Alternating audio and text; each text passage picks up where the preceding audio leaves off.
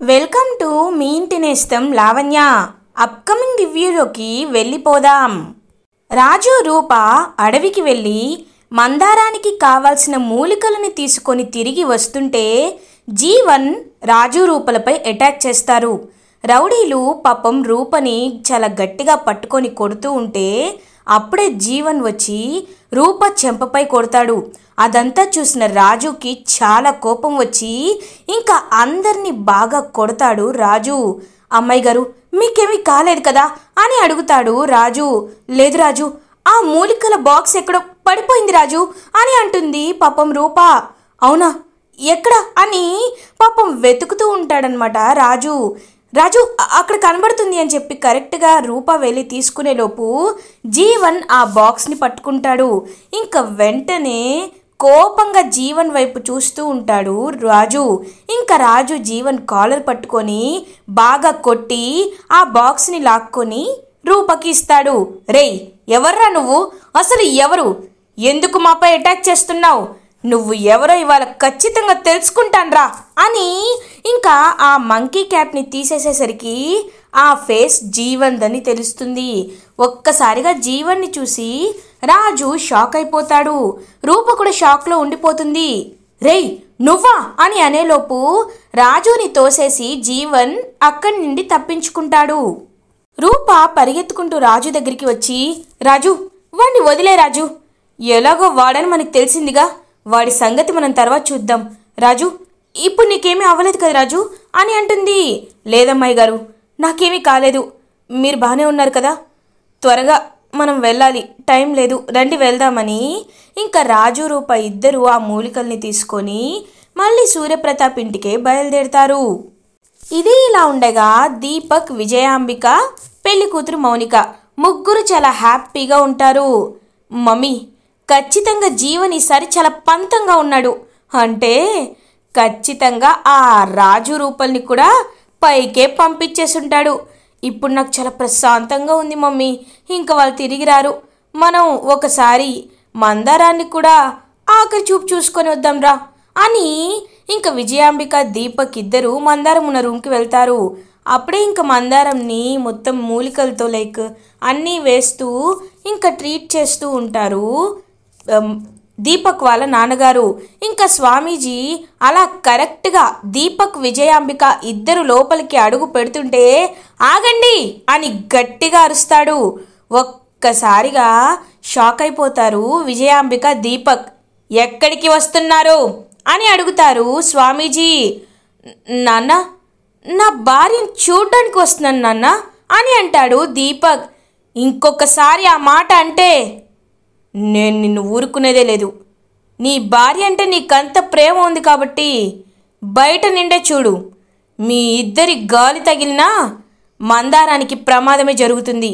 ఇంకొకసారి ఈ రూమ్లోకి అడుగు పెడితే మర్యాదగా ఉండదు, పోండే అని గట్టిగా అరుస్తారు.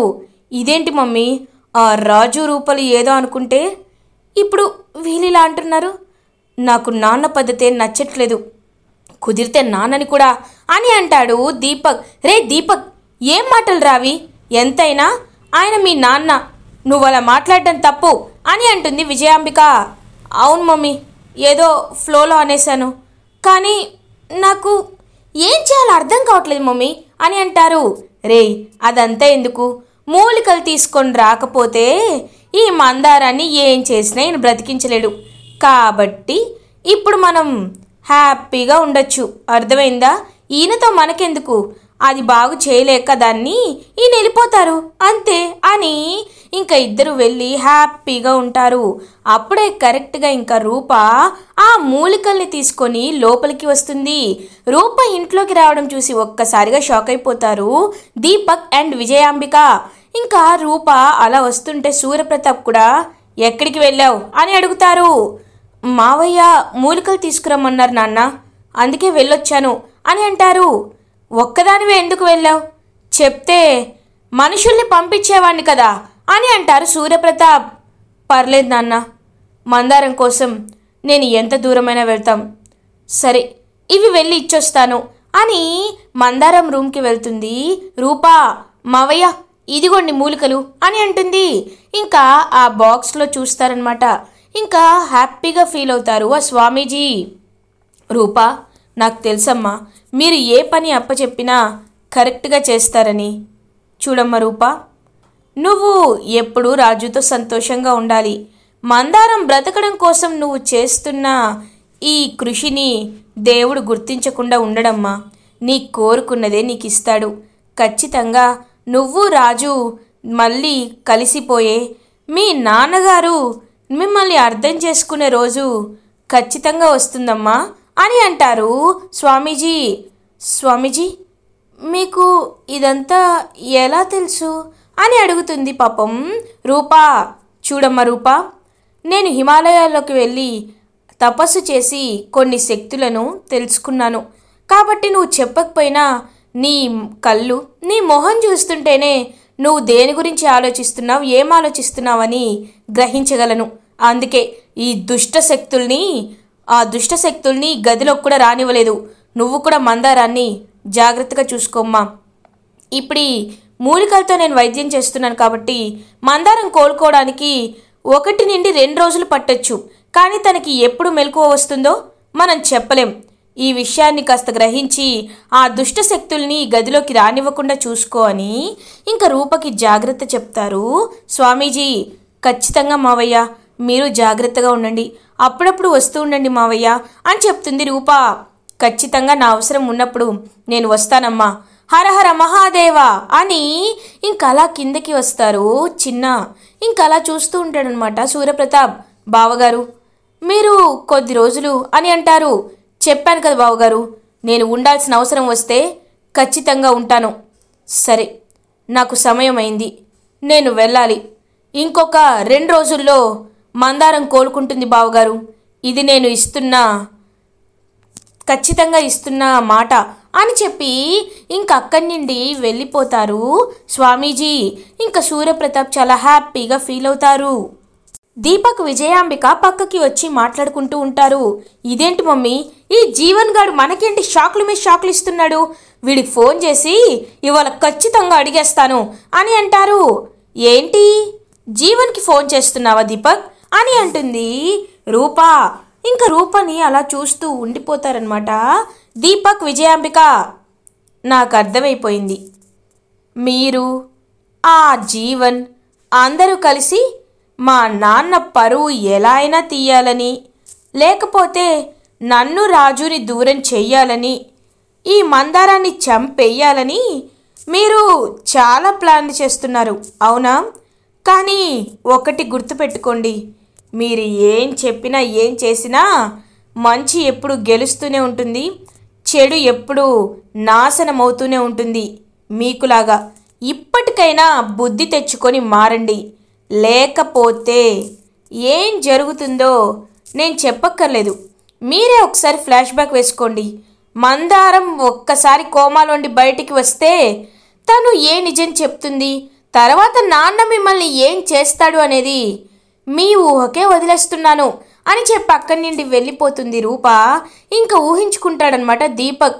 ఇంకా అలా దీపక్, విజయాంబిక, మౌనిక ముగ్గురు రోడ్డు మీద పడి మమ్మల్ని ఎలా అయినా ధర్మం చేయండి అని అడుక్కుంటున్నట్టు ఇంకలా ఊహించుకుంటూ ఉంటారు. అప్పుడే ఇంకా మందారం, ఏవండి మీరు ఇలా ఉండడం నేను చూడలేను, కాబట్టి రండి మీకు ఇంటికి తీసుకువెళ్తాను అని మందారం ఇంటికి తీసుకువెళ్ళినట్టు ఇంకా మందారం కాళ్ళ కింద వీళ్ళ ముగ్గురు పనిచేస్తున్నట్టు కనబడుతుంది. అమ్మో, ఊహించుకోవడానికే చాలా భయంకరంగా ఉంది మమ్మీ అని అంటాడు దీపక్. నీకు కూడా అదే ఊహ వచ్చింది కదా, నాకు అదే ఊహ వచ్చింది. కాబట్టి దీపక్, మనం ఈలోపు ఎలా అయినా నగలని అమ్మేసి వెళ్ళిపోవాలి దీపక్ అని అంటుంది విజయాంబిక. అవును మమ్మీ, ఆ 2 రోజుల్లో మందారం ఖచ్చితంగా స్పృహలోకి వస్తుంది, వచ్చేలోపు మనం జంప్ అయిపోవాలి మమ్మీ, అప్పుడు మావయ్య మనల్ని ఏమి చేయలేడు కదా అని ఇంకా ఇద్దరు ప్లాన్ చేసుకుంటూ ఉంటారు. ఇది ఇలా ఉండగా నైట్ అవుతుంది. రూప అటు ఇటు తిరుగుతూ ఆలోచిస్తూ, రాజు ఎలా ఉన్నాడో, పాపం దెబ్బలు తగిలాయి, ఇప్పుడు రాజు ఏం చేస్తున్నాడో, రాజుని చూడాలనిపిస్తుంది అని ఇంకా రాజు గురించి ఆలోచిస్తూ ఉంటుందన్నమాట. అలా రూప కరెక్ట్గా అలా అనుకొని వెనక్కి తిరిగి చూసేసరికి కిటికీలోండి సౌండ్ వస్తుంది. ఇదేంటి, కిటికీలో నుంచి ఏం సౌండ్ వస్తుంది అని వెళ్ళి చూసేసరికి రాజు అలా ఇంకా కిటికీలోంచి పైకి వస్తూ ఉంటాడు. రాజు అని అంటుంది. అమ్మాయి గారు కాస్త సహాయం చేయండి అని అంటాడు. ఇంకా వెంటనే రాజుని అలా పైకి తీసుకువస్తుంది రూప. రాజు నువ్వేంటి రాజు అని అడుగుతుంది. ఏం లేదు అమ్మాయి గారు, ఎందుకో ఇంటికి వెళ్ళినప్పటి నుండి మిమ్మల్ని చూడాలనిపించింది, మీతో మాట్లాడాలనిపించింది, అందుకే మీ దగ్గరికి వచ్చాను అమ్మాయి గారు అని అంటాడు రాజు. సేమ్ రాజు, నేను కూడా ఇదే ఆలోచిస్తున్నాను, నిన్ను చూడాలనుకున్నాను, అలాంటిది నువ్వు నా దగ్గరికి వచ్చేసావు, నాకు చాలా హ్యాపీగా ఉంది రాజు అని హ్యాపీగా ఫీల్ అవుతుంది రూప. కరెక్ట్గా అప్పుడే సుమతి రూప రూమ్లోకి వస్తారు. రూప అని చూసేసరికి ఇంకక్కడ క్లియర్గా రాజు రూప ఇద్దరు కనబడతారు. ఒక్కసారిగా షాక్ అయిపోతారు సుమతి. ఇంక వెంటనే పిన్ని అని పాపం బాధపడుతూ టెన్షన్ పడుతూ ఉంటుందన్నమాట రూప. ఇంక రాజు సుమతి దగ్గరికి వెళ్ళి, చిన్నమ్మ గారు మీకు తెలుసు నేను ఎలాంటి తప్పు చేయనని, పింకీకి నేను పెళ్లి చేసినందుకు మీరు నిజంగా బాధపడుతున్నారా చిన్నమ్మ గారు అని అడుగుతాడు పాపం రాజు. చూడు రాజు, నువ్వు ఎలాంటి వాడివో నిన్ను చిన్నప్పటి చూస్తున్నాను, నాకు బాగా తెలుసు. పింకీకి మనస్ఫూర్తిగా నచ్చిన వాడికే నువ్వు ఇచ్చి పెళ్లి చేశావు. పింకీ మీ ఇంట్లో సంతోషంగా ఉంటుంది. తల్లిదండ్రులు కోరుకునేది ఏంటో తెలుసా? పిల్లలు ఎప్పుడు సంతోషంగా సుఖంగా ఉండాలని, వాళ్ళు ఎక్కడున్నా కష్టాలు పడకుండా ఉండాలనే ఏ తల్లిదండ్రులైనా కోరుకుంటారు. రాజు గోపి పింకీని ఎలా చూసుకుంటాడో నాకు బాగా తెలుసు. బావగారి ముందు ఇది చెప్పే ధైర్యం లేదు, కానీ అక్కడ పింకీ గోపీలు పెళ్లి చేసుకొని సంతోషంగా ఉన్నందుకు నేను చాలా హ్యాపీగా ఫీల్ అవుతున్నాం అని అంటారు సుమతి. థ్యాంక్ యూ చిన్నమ్మ గారు, మీరు మమ్మల్ని అర్థం చేసుకున్నారు అని హ్యాపీగా ఫీల్ అవుతాడు రాజు. రాజు నీకొక విషయం చెప్పాలి, మధ్యాహ్నం నుండి రూప ఏమీ తినలేదు, చాలా డల్గా ఉంది, కాబట్టి నేను భోజనం తీసుకువస్తాను, రూపను నువ్వే చూసుకోవాలి సరేనా అని ఇంకా కిందకి వెళ్ళి భోజనం తీసుకువస్తూ ఉంటుంది. అలా ఇంక తనైతే ఇంకా సుమతి వైపే దీపక్ విజయాంబిక చూస్తూ ఉంటారనమాట. చూస్తూ సుమతి ఏంటి అందరూ భోజనం చేశారు, రూప మాత్రం ఇంకా రాలేదు అని అడుగుతుంది. అది వదిన, రూపకి తలనొప్పిగా ఉందంట, అందుకే తన రూమ్లోనే భోజనం చేస్తానంది అని చెప్తారు. ఓ అవునా, సరే సరే, ఇప్పుడేమీ కంగారు లేదులే అని హ్యాపీగా ఇంకా అలా వెళ్తూ ఉంటారు. ఇంకా వీళ్ళు కూడా అలా వెళ్తూ ఉంటారనమాట. దీపక్ నాకెందుకో డౌట్గా ఉంది దీపక్, ఎందుకంటే రూప తలనొప్పి అంటుంది, మరి ఇదేంటి ఈ సుమతి ఇంత సంతోషంగా అటు ఇటు తిరుగుతుంది అంటే ఏదో జరుగుతుంది దీపక్, అదేంటో మనం తెలుసుకోవాలిరా అని చెప్పి ఇంకా రూప రూమ్ దగ్గర కిటికీ దగ్గర చూస్తూ ఉంటారు. అలా ఇంకా రాజు రూపకి భోజనం తినిపిస్తూ ఉండని చూసి ఒక్కసారిగా షాక్ అయిపోతారు దీపక్ విజయాంబిక. అమ్మాయి గారు తినండి అమ్మాయి గారు అని పాపం ప్రేమగా రాజు రూపకి భోజనం తినిపిస్తూ ఉంటాడు. అమ్మో చూసావా మమ్మీ, ఆ రాజుకి ఎంత ధైర్యమో, మన ఇంటికే వచ్చి రూపకే భోజనం తినిపిస్తున్నాడు అని అడుగుతారు. దీపక్ ఇది మనం చూస్తూ ఊరుకోకూడదు, వెంటనే ఈ విషయాన్ని తమ్ముడికి చెప్పాలిరా అని చెప్పి ఇంకలా తీసుకువెళ్తుంది దీపక్ని. తమ్ముడు చూసావా తమ్ముడు, ఆ రాజుగాడు ఇంటికి వచ్చాడు, ఇంటికి వచ్చి రూపకు భోజనం తినిపిస్తున్నాడు తమ్ముడు అని చెప్తుంది. ఒక్కసారిగా సూర్యప్రతాప్ షాక్ అయిపోతారు. ఏంటి భోజనం తినిపిస్తున్నాడా? లేదు, ఖచ్చితంగా వెళ్ళి పట్టుకోవాలని చెప్పి ఇంకా అలా వెంటనే వెళ్తాడనమాట సూర్యప్రతాప్ చంద్రప్రతాప్ అందరూ ఇంకా రూప రూమ్ దగ్గరికి వచ్చి అమ్మ రూప అని తలుపు కొడుతూ ఉంటారు. అప్పుడే భోజనం ఫినిష్ చేసిన రూప ఒక్కసారిగా షాక్ అయిపోతుంది. అమ్మాయి గారు ఇప్పుడు అని అంటారు. ఇప్పుడు ఏం చేయాలి రాజు అని అంటారు. ఇంకొక ప్లాన్ చెప్తాడనమాట రాజు. అలా ఇంక వెంటనే తనైతే రూప డోర్ ఓపెన్ చేస్తుంది. ఓపెన్ చేసి చూసేసరికి అక్కడ ఎవ్వరూ ఉండరు, ఓన్లీ రూప మాత్రమే ఉంటుంది. రూప ఇక్కడే ఏం చేస్తున్నావు అని అడుగుతుంది కావాలని తనైతే. ఇంకా అలా అడిగేసరికి విజయాంబిక, అత్తయ్య నేను పిన్నితో చెప్పాను కదా, నాకు కాస్త తలనొప్పిగా ఉంది, అందుకే నేను భోజనం చేస్తున్నాను అని చెప్తుంది. ఆ రాజుగాడు వచ్చాడన్నావు కదక్కా, వాడెక్కడా అని అడుగుతారు. ఏమో తమ్ముడు, ఎక్కడైనా దాక్కున్నాడేమో, మొత్తం వెతకాలి అని చుట్టూ వెతుకుతారు. కానీ ఎక్కడా రాజు కనబడడు. ఏంటి అత్తయ్య, మీరు రాజుని బాగా తలుచుకుంటున్నట్టున్నారు, అందుకే రాజు నా దగ్గరికి వచ్చినట్టు మీరు కలగంటున్నారేమో అని అంటుంది రూపా. లేదు, నేను చెప్పేది నిజం అని అంటారు విజయాంబిక. అక్క, ఏంటక్క, సాక్ష్యాలు లేకుండా ఇలా చెప్తే నేను ఎలా నమ్ముతానక్క? అలా ఏమీ లేదు. సరే రండి వెళ్దాం అని ఇంకక్కడి నుండి వెళ్ళిపోతారు సూర్యప్రతాప్. ఇంకా దీపక్ విజయాంబిక ఇద్దరూ రూప వైపు కోపంగా చూస్తూ అక్కడి వెళ్ళిపోతారు. ఇంక రూప అలా కిటికీ దగ్గరికి వచ్చేసరికి ఇంక రాజు అలా దిగి వెళ్ళిపోతూ వెనక్కి తిరిగి చూసి రాజు రూప వైపు చాలా ప్రేమగా బాయ్ చెప్తాడు. ఇంకా రూప కూడా హ్యాపీగా ఉంటుంది రాజు తనకి భోజనం తినిపించాడని. ఇది ఇలా ఉండగా దీపక్ విజయాంబిక, లాభం లేదు మమ్మీ, ఎలా అయినా మందారాన్ని చంపేయాల్సిందే. అందరూ నిద్రపోతున్నప్పుడు దాని రూమ్కి వెళ్ళి దాన్ని ఖచ్చితంగా చంపేద్దాం, అప్పుడు ఎవరు ఏం చేయలేరు కదా అని అంటాడు దీపక్. నువ్వు చెప్పింది నిజమే దీపక్, ఇది తప్ప మనకింక ఎలాంటి దారి లేదు, కాబట్టి ఖచ్చితంగా వెళ్దాం అని ప్లాన్ వేసుకుంటారు. ఇది ఇలా ఉండగా మిడ్నైట్ అవుతుంది. అందరూ నిద్రపోతూ ఉంటారు. దీపక్ విజయాంబిక ఇద్దరూ ఇంకా వచ్చి వెంటనే మందారం ఉన్న రూమ్ దగ్గరికి వస్తారు. వచ్చి రూమ్ డోర్ వేసేస్తారు. వేసేసి ఇంకా అలా చూస్తూ, మందారం, ఈరోజు ఇదే నీ ఆఖరి రోజు అని ఇంకా అలా ఒక పిల్లో పట్టుకొని దగ్గరికి వస్తూ ఉంటారు.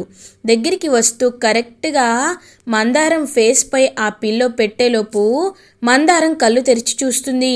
ఒక్కసారిగా విజయాంబిక దీపక్ అని గట్టిగా అరుస్తారు. ఇంకా అరుపులకి అందరికీ సౌండ్ వినపడుతుంది. వెంటనే ఇంకా అలా మందారం కళ్ళు తెరిచి వీళ్ళిద్దరిని చూస్తూ ఉంటుంది. ఇంకా ఇద్దరు చాలా భయపడి డోర్ తీసి పారిపోతూ ఉంటారు. అక్క, ఏమైంది, ఎందుకు అరుస్తున్నావు అక్క అని అడుగుతారు సూర్యప్రతాప్. సూర్యప్రతాప్తో విజయాంబిక, మందారం తమ్ముడు అని అంటుంది. మందారంకి ఏమైందక్క, తను లేచిందా అని అడుగుతారు. ఇంకా వెంటనే మందారాన్ని చూసేసరికి మందారం అలా ఇంకా చూస్తూ ఉంటుంది సూర్యప్రతాప్ వైపు. మందారంకి స్పృహ వచ్చేసరికి ఒక్కసారిగా అందరూ హ్యాపీగా ఫీల్ అవుతారు. కానీ దీపక్ విజయాంబిక మాత్రం అలా ఇంకా టెన్షన్ పడుతూ చూస్తూ ఉండిపోతారు. రూప, ఇప్పుడు మా నాన్నకి ఖచ్చితంగా నిజం తెలిసిపోతుంది, హ్యాపీగా ఉంది అని హ్యాపీగా ఫీల్ అవుతుంది రూప. అలా ఇంకా మందారం స్పృహలోకి వచ్చేసరికి అందరూ హ్యాపీగా ఉంటారు. ఇలా ఎపిసోడ్ ఎండ్ అవుతుంది. ఫర్దర్ ఎపిసోడ్ రివ్యూస్ ముందుగా మీకు కావాలి అనుకుంటే మా ఛానల్ని సబ్స్క్రైబ్ చేసుకోండి. Thanks for watching.